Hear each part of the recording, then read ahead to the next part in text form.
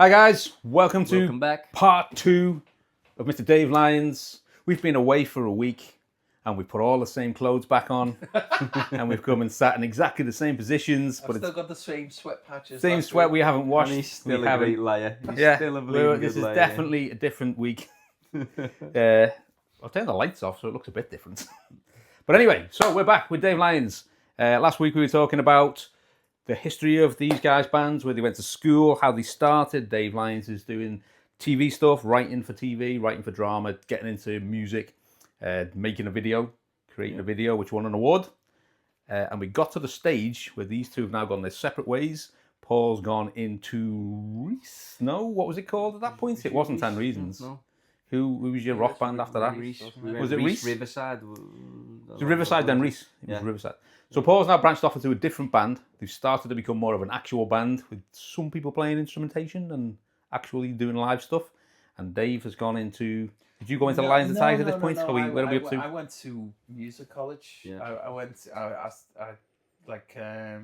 to learn, instruments and things like that. Yeah, we at the time, we weren't playing instruments at all. Then it was just I was kind of urging you guys. This was Riverside, so you were still doing dance and stuff. So Dave we were still working with Music Foundation. We were still doing all that, and we were still touring. We were still going bigger and bigger. At the time, Take That were big. All those bands were big, and we were doing really, really well. Yeah, we were.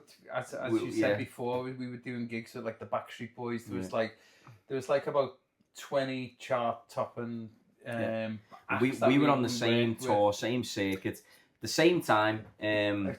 Peter Andre, we What was it always called? gigging. Ant and Deck. Yeah. We had the same management Yeah. company. Yeah. Peter Andre used to go, "Oh, Dave, I'm feeling so rough since the last time I saw you." And like I'd be looking at him, and he looked like he had just like washed his face in tar, just like to get that tan. We had these two girls and I remember the two girls, yeah, silver jumpsuits and fake tits, and it'd be like going, "Oh, I feel like I haven't slept since I last seen you." And I was just like, Pete, you look exactly the same as you did last week.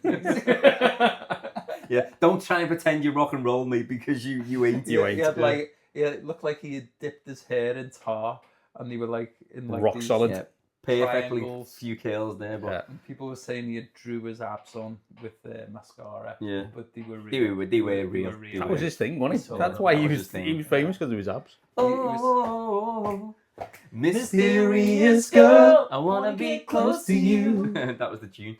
But Dave was aging at the time. Let's play instruments. Let's do, let's be a band. We were all learning guitar. We were all getting dead, excited about playing instruments. And I was like, let's be a proper band. And in fairness, like we just As soon as I left, we started playing. You became a band. Exactly what I was. That was aiming what for. happened. Is we then were thinking to ourselves, should have took his advice, but we were thinking we need to be different to here because there's so many dancing boy bands and more coming all the time, and so we thought, forget this, mate. We'll have guitars. We'll play. So that was our next thing. We then made the transition to play guitars. At the time, so BB Mac at the time, they weren't playing guitars at that time. So then when we started playing guitars and then they turned up with the guitar, we were thinking, they robbed us here or what? They took our idea. 100%. And which we know they did because we had the same management and everything at the time. Remember him? No, I'd left. Oh, you gone that before that manager? Yeah. So we ended up with the same management anyway, and Steele always tells stories as well. And they started doing the circuit. We started doing the circuit, and they basically got their record deal. And so Dave, then you go straight into Lions and Tigers then? No, I went to music college, and then while I was in music college, I was in a band called the Meddlers. Oh, the Meddlers, yeah. Yeah, remember so that, yeah. we did some good stuff. I'm still quite proud of some of the songs that I did with them, but they didn't really want to play live that much. No. While I was in music college, I was playing with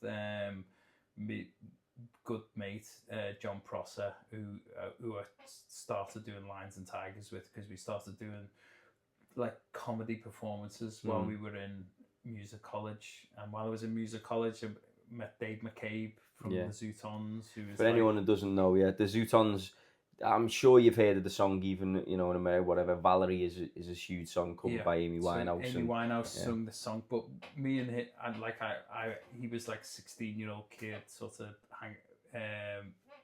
we started hanging around together. He was in a few other bands, and eventually became in the Zootons, and I left the Meddlers, and we started Lions and Tigers, with like a couple of different friends, and we got some good gigs, and it was loads of fun. We didn't take ourselves seriously. It was just like we made absolute fools of ourselves on stage for everyone. Thinking about it now, so you've done the video originally about the Say No and date rape, and then you wrote songs about that with Lions and Tigers as well. You couldn't get it away from me. Yeah, we then like wrote very risque songs, and like some of them now they haven't even aged very well, because it's like a different kind of sense of humor, because like the world's evolved a lot in the last, you know, however many years since we were sort of like started up until now.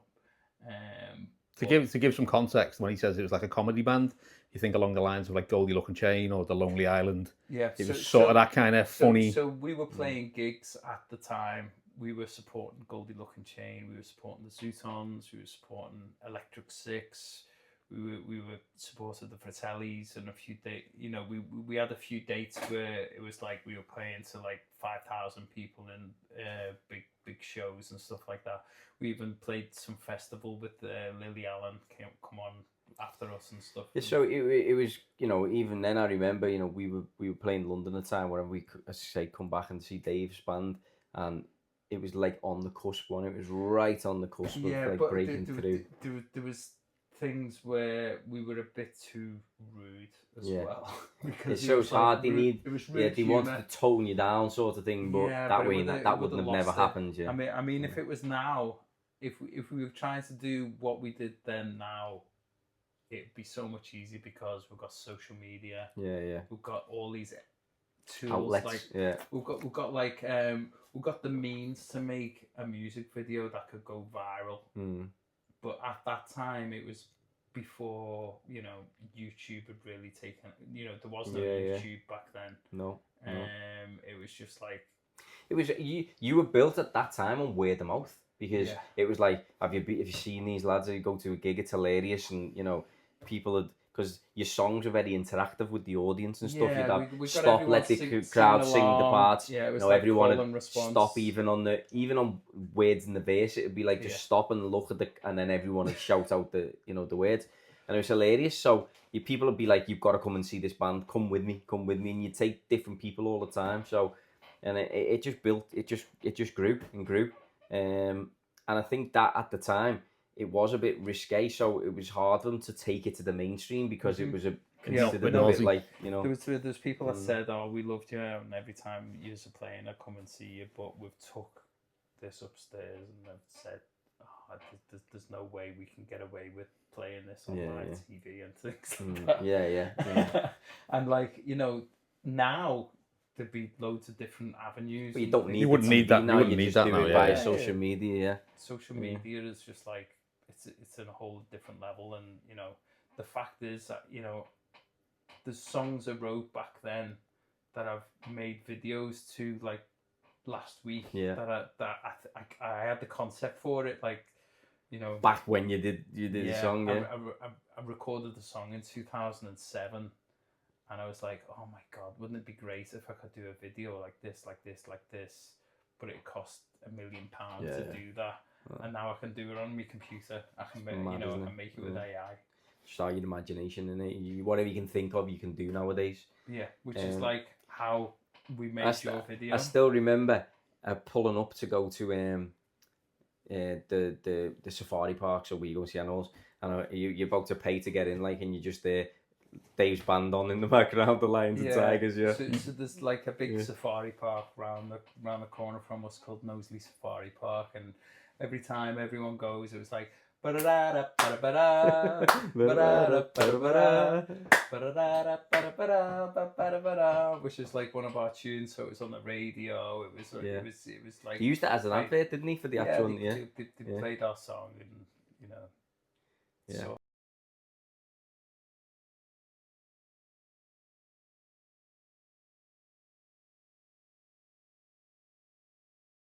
Hey folks, hope you enjoyed that. If you did, don't forget to hit the like and subscribe button and follow us on YouTube. And if you'd like to see these videos live as we do them every week, we have a Patreon. Sign up at patreon.com/The Last Arcade or hit the link below. Thank you very much. thank you. See you later.